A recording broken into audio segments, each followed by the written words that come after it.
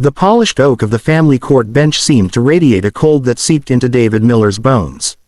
He clutched the small, velvet box in his calloused hands, his knuckles white. Across the spacious, intimidating courtroom, his ex-wife's lawyer adjusted an expensive tie, a smirk playing on his lips. This was it, the final custody hearing for his 7-year-old daughter, Chloe. "Your Honor," David began, his voice a low, steady rumble despite the storm raging in his heart. "I know my career as a long-haul trucker means I'm away sometimes. But every moment I have with Chloe is dedicated to her. She is my entire world." Judge Henderson, a severe woman with sharp eyes and a permanent frown, peered over her glasses. "Your world, Mr. Miller, seems to lack stability. A transient job, a small apartment. Ms. Miller offers a settled home in a top school district."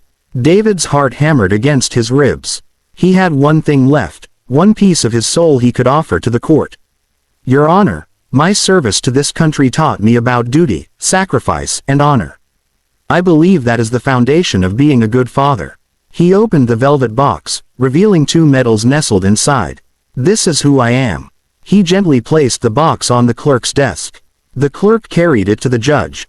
Judge Henderson picked up the first medal, the Navy Cross, its bronze star and navy blue ribbon a stark contrast to her pale fingers. She then picked up the second, the Silver Star. She examined them for a moment, her expression unreadable. Then, a short, derisive laugh escaped her lips.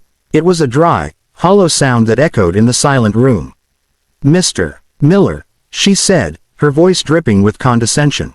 "Do you truly expect this court to believe you are a decorated war hero? These are cheap, theatrical props. I've seen more convincing replicas in a costume shop." She dropped the medals back into the box with a dismissive clink. "Attempting to sway this court with counterfeit valor is not only pathetic, it speaks volumes about your character, or lack thereof." The air left David's lungs as if he'd been punched. The words, pathetic, and counterfeit, echoed in his mind, each one a shard of ice. He saw his ex-wife's satisfied nod. He thought of Chloe, her small face trusting and bright, and felt his world crumbling into dust. How could he fight this? How could he prove the truth when a figure of authority had just publicly ridiculed it? "Your Honor, I can assure you," David started, his voice cracking with a pain he could no longer conceal. "I've heard enough, Mr. Miller," Judge Henderson interrupted, reaching for her gavel. "This court finds." The heavy double doors at the back of the courtroom swung open with a soft, decisive thud. Every head turned. A man stood there, tall and straight-backed, his civilian suit doing little to hide a lifetime of military bearing. His hair was silver, his face etched with the lines of command and experience. His eyes, a sharp, clear blue, scanned the room and landed on David. "You will hear the rest of what this man has to say, Your Honor," the man said, his voice calm but carrying an authority that filled the space. "Because I can personally vouch for every single star on those medals." A stunned silence fell over the courtroom. The court reporter's fingers froze above her machine. Judge Henderson's gavel hovered in midair. David stared, his mind reeling. He hadn't seen that face in over a decade, but he would know it anywhere. It was Admiral William, Iron Will, Shaw. The Admiral walked down the center aisle, his steps measured and sure. He didn't look at the judge or the other lawyers. His gaze was fixed solely on David Miller, a look of profound respect and sorrow in his eyes. "Admiral Shaw, Judge," Henderson sputtered, finally finding her voice. "To what do we owe this interruption?" "The truth, Your Honor," the Admiral replied, stopping beside David's table. He placed a reassuring hand on David's shoulder, feeling the tension coiled there. "I was in the city for a conference at the Naval Memorial." A young paralegal in the lobby, who overheard the proceedings, recognized the description of the medals and had the moral courage to call my aid. She thought something was terribly wrong. She was correct. He turned to face the bench, his posture ramrod straight. "What you just dismissed as theatrical props, Judge Henderson, were awarded for acts of valor that you and I can only pray we never have to witness. That Navy Cross," he pointed to the box. Then Petty Officer Miller carried 2 wounded SEALs, under heavy enemy fire, through 100 yards of open terrain to an extraction point after our helicopter was shot down. He used his own body as a shield. The Silver Star was for single-handedly storming an enemy stronghold to retrieve the body of a fallen comrade, because he believed no man should be left behind. The Admiral's voice, though controlled, vibrated with emotion. The man you just called pathetic is a legend in the special operations community. His name, David Miller, is spoken with the utmost respect by some of the bravest men I have ever had the privilege to command. He picked up the Silver Star from the box, holding it up for the court to see. The weight of this isn't in the metal, Your Honor. It's in the blood, the sacrifice, and the memory of the men who didn't come home. David doesn't wear these because the memories they carry are a heavy burden. He carries them quietly, as truly brave men often do. Tears welled in David's eyes, but he refused to let them fall. He looked at the Admiral, a silent thank you passing between them. He thought of the hot, dusty air of a foreign land, the sound of gunfire, the weight of his friends on his shoulders. The judge's words had hurt, but this recognition from a man he revered, was healing an old, deep wound. Judge Henderson's face had lost all its color. The stern mask had melted away, replaced by a look of dawning horror and shame.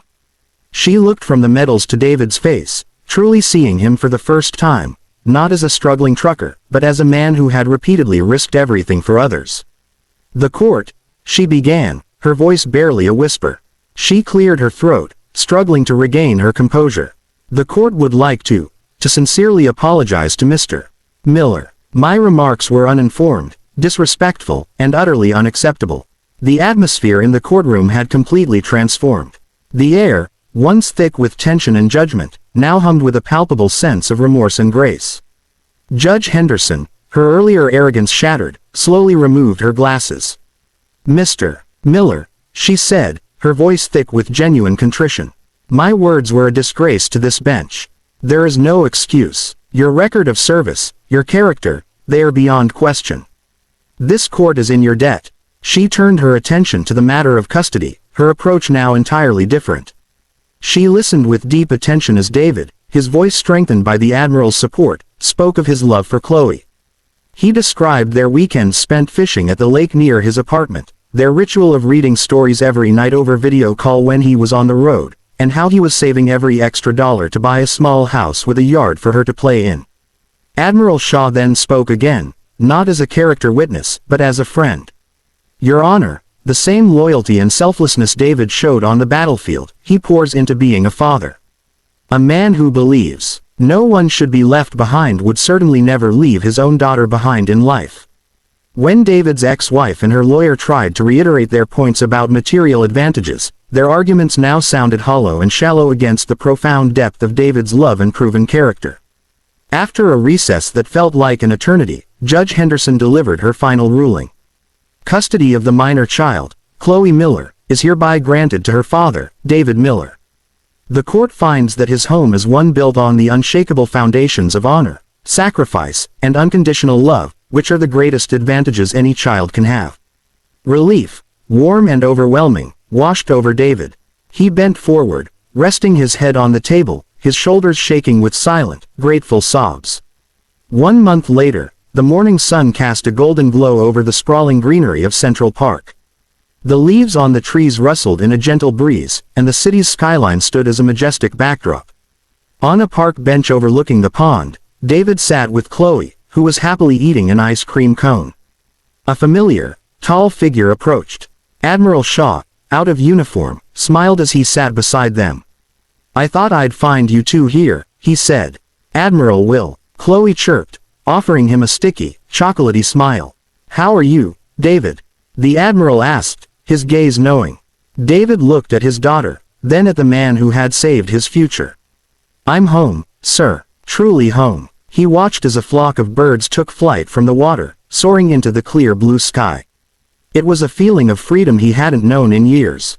The war was finally over, and a new, beautiful battle of fatherhood had just begun, filled with school runs, bedtime stories, and all the simple, precious moments he had almost lost.